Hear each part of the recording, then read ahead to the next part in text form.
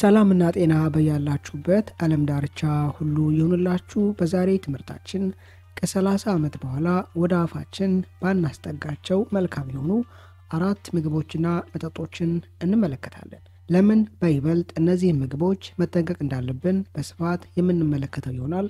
የማነሳቸው እያንዳንዱ ሐሳቦች ሳይንሳዊና ሳይንስ ላይ መሰረት ያደረጉ ናቸው። እነዚህ ምግቦችና መጠጦች አውቆ መጠንቀቅ ብቻ በራሱ በጊዜ ሂደት መላው ጤናችንን ለሚያቃውሱ ስርዓቶች የመጋለጥ ዕድላችንን ከ50 እስከ 60% ይቀንሳል፣ ያወርዳል። በጥሞና ካዳመጣችሁኝ ከራሳችሁ አልፎ ለቤተሰቦቻችሁ የሚተርፉ ጠቃሚ ዕውቀቶችን ታገኛላችሁ። ትምህርቱን ለሌሎች ሰዎችን በማጋራት እንዲጠቀሙበት አድርጉ። ከብዙ አክብሮትና ትህትና ጋር ይህን ትምህርት ላይክ ማድረጋችሁን አትዘንጉ። የእናንተ ላይክ ትምህርቱ ብዙ ሰው ጋር እንዲደርስ እንዲጠቀሙበትና ጠቃሚ መረጃዎችን እንዲያገኙበት ያደርጋል። ለቻናሌ አዲስ የሆናችሁ ዶክተር ዳን ይባላለሁ። ቻናሌን ሰብስክራይብ በማድረግ ከጎን ያለውን የደውል ምልክት አንድ በመጫን በመለቃቸው ትምህርቶች የራሱንና የቤተሰቡን ጤና ይጠብቁ። ለምንድነው አንድ ሰው በይበልጥ እነዚህ ምግቦችና መጠጦች መጠንቀቅ ያለበት? አንድ ሰው እድሜው ወደ 30ዎቹ እየተጠጋ ሲመጣ ሰውነቱ ላይ የሚታዩና የሚካሄዱ በርካታ ለውጦች አሉ።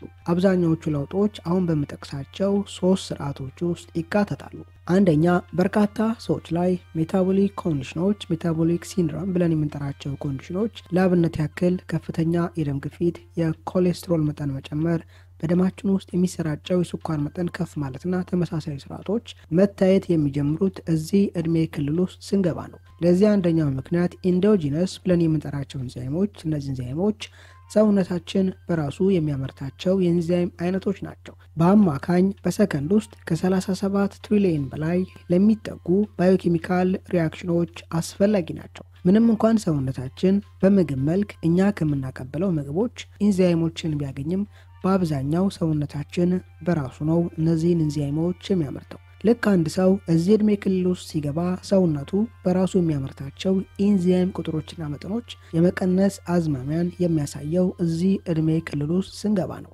በእርግጥ ያለን የአመጋገብና የአኗኗር ሁኔታ ትልቁን ድርሻ ቢይዝም አብዛኛው ሰዎች ላይ ግን የአይነት ስርዓት እዚህ እድሜ ክልል ውስጥ ሲገባ መስተዋል ይጀምራል። ሁለተኛ፣ የጡንቻ መቆጣትና ከዛ ጋር ተያይዞ ጡንቻ አካባቢ ላይ የሚታዩ ህመሞች፣ መቆረጣጠሞች መከሰት የሚጀምሩት አንድ ሰው የዚህ እድሜ ክልል ውስጥ መግባት ሲጀምር ነው። ለዚህ ዋነኛ ምክንያቱ ጡንቻዎችን ለማደስ ለመገንባትና ሌሎች ለሰውነታችን ጠቃሚ የሆኑ ስርዓቶችን ለማካሄድ የሚያስፈልጋቸውን ፕሮቲኖች የማምረት አቅሙ እየቀነሰ እየወረደ ስለሚመጣ ነው። ሶስተኛ፣ ሰውነታችን በራሱ የሚያመርተው ግሉታቲዮን ተብሎ የሚጠራው የአንቲኦክሲዳንት መጠን መውረድ መቀነስ ስለሚከሰት ነው። ግሉታቲዮን ሰውነታችን በራሱ የሚያመርተው ጤናችንን ሊያቃውሱ የሚችሉ ፍሪ ራዲካሎችን፣ ጎጂ ሞለኪውሎችን ለማምከን የሚጠቀምበት ዋነኛ የአንቲኦክሲዳንት አይነት ነው። እድሜያችን 30ና ከዛ በላይ የሆነ ሲመጣ ሰውነታችን ይህን አንቲኦክሲዳንት የማምረት አቅሙን እያጣ እየቀነሰ ይመጣል። ከላይ ከጠቀስኳቸው ሰውነታችን ላይ ከሚታዩ ለውጦች የተነሳ እነዚህ ምግቦችና መጠጦች መጠንቀቅ እጅግ በጣም አስፈላጊ ነው። አንደኛ፣ ፕሮሰስድ የሆነ ስኳር። ይህ ስኳር ብራውን ሊሆን ይችላል ወይም ነጭ ሊሆን ይችላል። እነዚህ ስኳሮች በዋነኝነት ለጤናችን አስኪ ያደረጋቸው ውስጣችን ሲገቡ ግላይኬሽን ተብሎ የሚጠራውን ስርዓት ስለሚያስከትሉ ነው። ከላይ እንደተመለከትነው መጀመሪያም ሰውነታችን ላይ ለውጦች እየታዩ ባሉበት ወቅት ላይ ስኳርን መጠቀም በርካታ የጤና ቀውሶችን ሊያስከትል ይችላል። ግላይኬሽን ኬሚካላዊ ለውጥ፣ ኬሚካላዊ ሪያክሽን ነው። ይህ ሪያክሽን በስኳር ሞለኪውሎችና ሰውነታችን ውስጥ ባሉ ስትራክቸሮች ለአብነት ያክል ፕሮቲኖች፣ ጤናማ ፋቶች መካከል የሚካሄድ ኬሚካላዊ ለውጥ ነው። የስኳር ሞለኪውሎች ሰውነታችን ውስጥ ያሉ ፕሮቲኖችን፣ ፋቶችን፣ ጤናማ ፋቶችን በማስገደድ ኬሚካላዊ ለውጥን በመመስረት ለጤናችን አስጊና ጎጂ የሆኑ ኬሚካሎችን እንደ ተረፈ ምርት ያመርታሉ።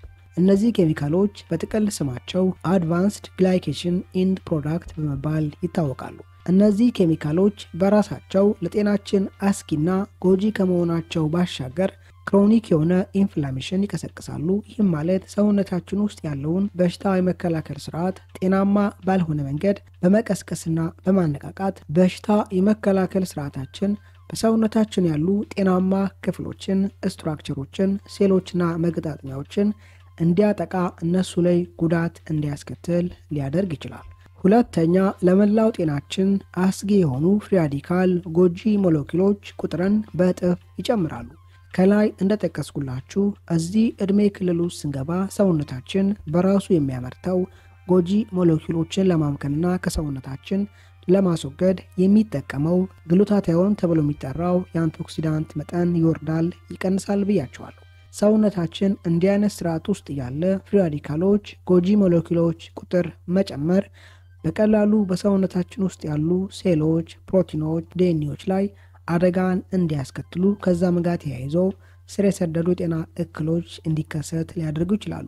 ለአብነት ያክል ልባችን ላይ ለሚከሰቱ በርካታ የጤና እክሎች ተጋላጭ ያደርጉናል። ከዛም ባለፈ ስኳርን ከመጠቀም ጋር ተያይዞ ሰውነታችን ውስጥ እንደ ተረፈ ምርት የሚመሰረቱ ጎጂ ኬሚካሎች ፕሮቲኖች ላይ ቀጥተኛ አደጋን በማስከተል ሰውነታችን ጡንቻን የሚያድስበትና የሚያክምበትን ስርዓት ያቃውሳሉ። ከዛም የተነሳ በይበልጥ ጡንቻችን ላይ በርካታ እክሎችን ልንመለከት እንችላለን። ለምሳሌ ያክል ቡናን በስኳር መጠቀም ቡና ለሰውነታችን የሚሰጠውን ጥቅም እስከ 70% ሊያሳጣ ይችላል።